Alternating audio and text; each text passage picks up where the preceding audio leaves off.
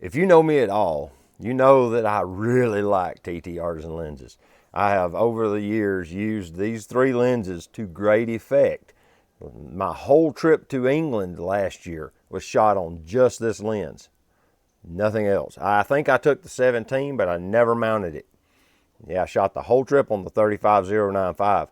This is one of my favorite all-time walk-around lenses. Now, these are crop lenses meant for crop sensor cameras. They're APS-C lenses, my bad. But when Ergonomics reached out to me and asked me if I wanted to review the new 100mm f2.8 M-mount TTArtisan lens, I was like, yeah, let's do this.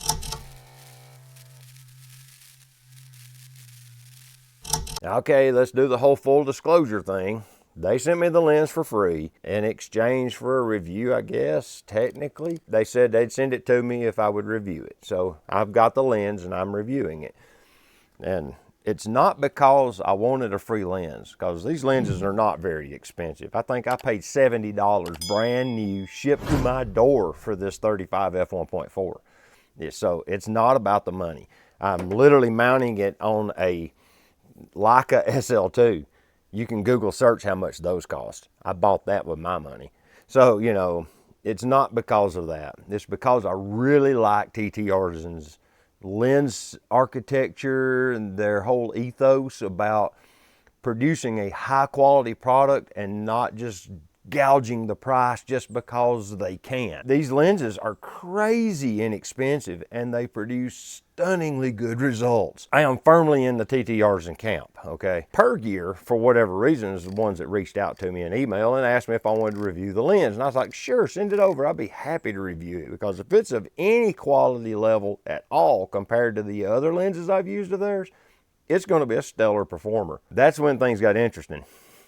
Not that they didn't send it or whatever, because here it is, they sent it. I have went out and attempted to do a on-location review of this lens 3 times.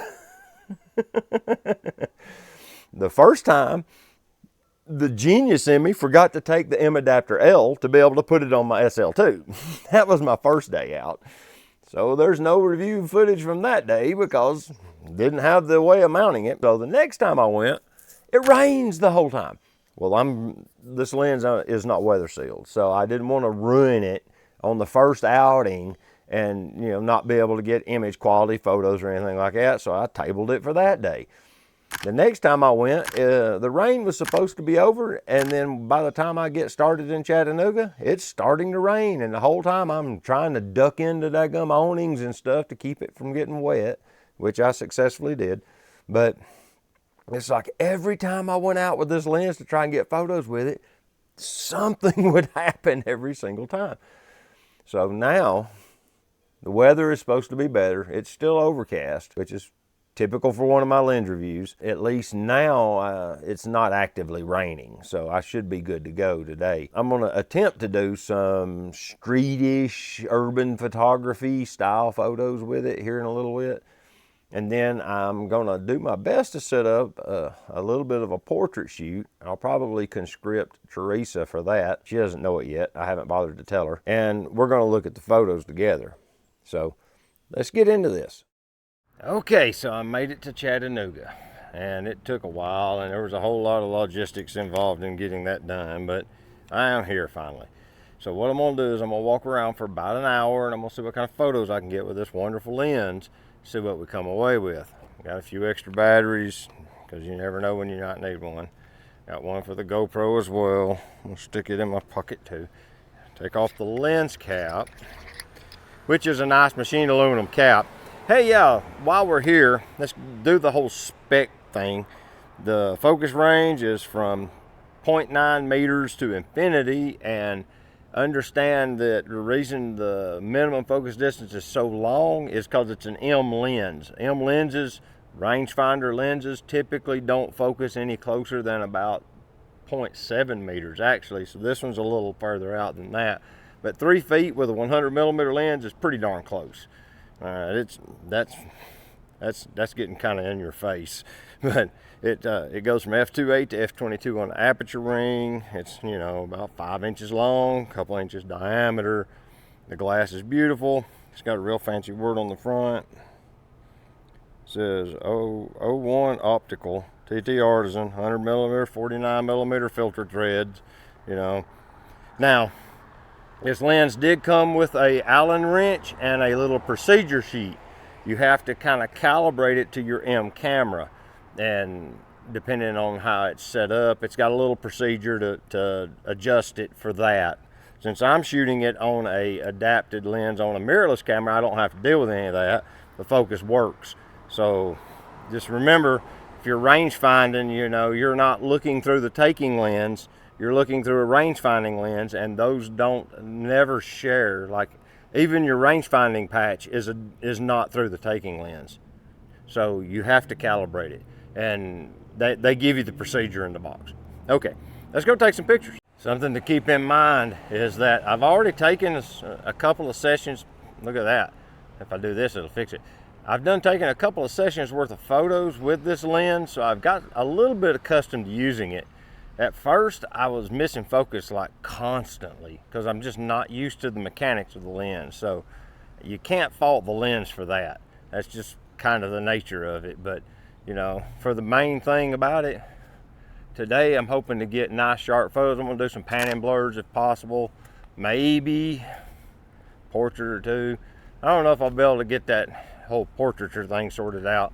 Maybe I will. We'll see. Okay, there's one thing I have noticed about this lens. It's really bright here, as you can tell. I got the whole building of the public library behind me as a giant white box. Look.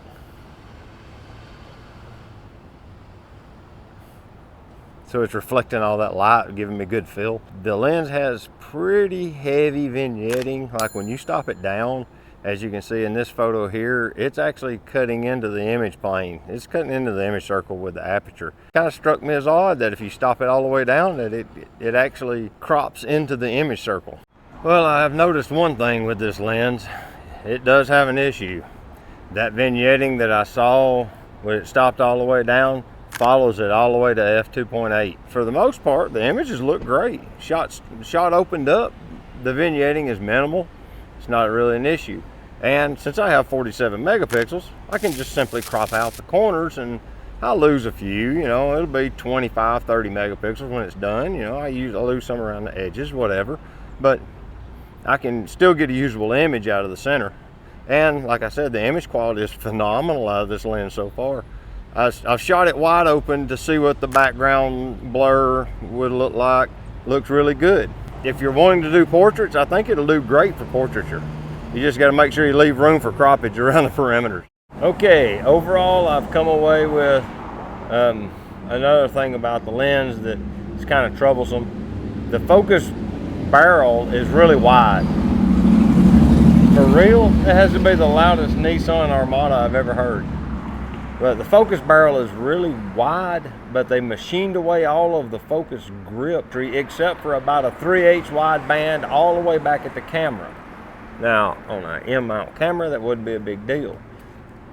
But for me, I would really prefer to have at least a couple of spots in that barrel where you could grip it easier, because, you know, it's this wide. There's no reason for it to not have at least a couple of serrated areas, but it's all the way up against the camera, you know. And on an M camera, that kind of makes sense because the camera's kind of sitting in your hand and you're adjusting focus with this finger and your thumb, and you know, it's a smaller, more compact thing.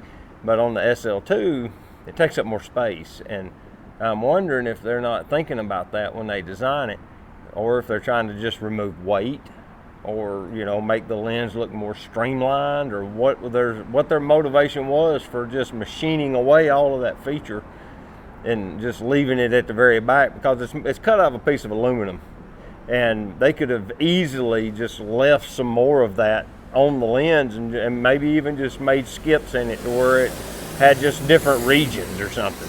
But ultimately, it's the way it is.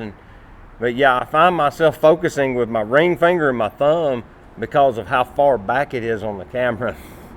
Just the way I guess it is. But I have gotten what I needed today to know that this is a really nice lens. It's well made. Okay, what I've learned is this ain't just a 100mm f2.8. This is a bubble bokeh lens. And I experimented when photographing Teresa the other day to see how much of the effect I could generate. And I think it'll show up a lot better in low light, but it turned out pretty good that day. And if you're in good light and the depth of field is like there's no real strong points of light, then you don't really get that effect. You get a nice creamy background like this photo. But if you got some nice sharp points of light, you get that wonderful effect, especially like the closer you get to the subject. So you got more background separation with distance, and the larger the aperture. It, of course, exacerbates the effect and gives you them really cool little donuts, you know.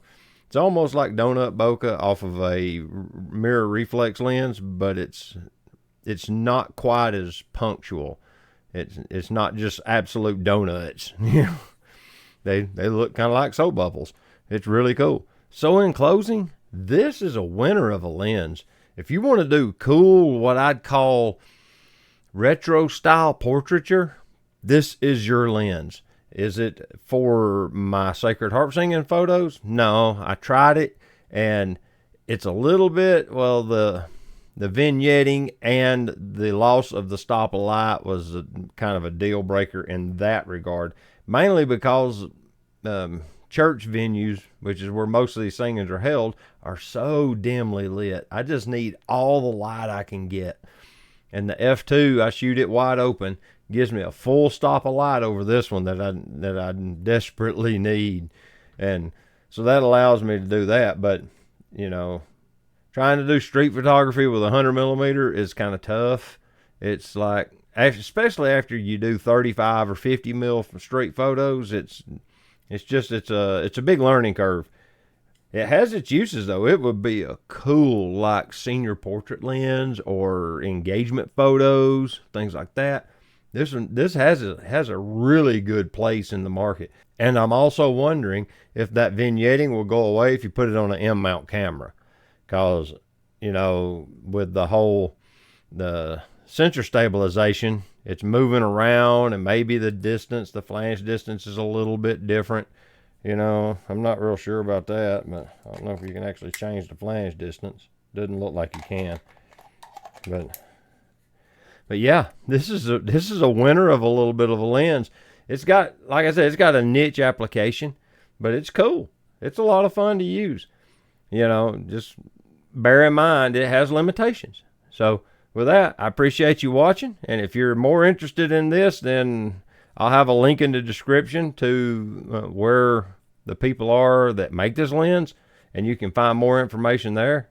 So until next time, this is David, the Georgia photographer, and I appreciate y'all coming along for this little bit of a walk.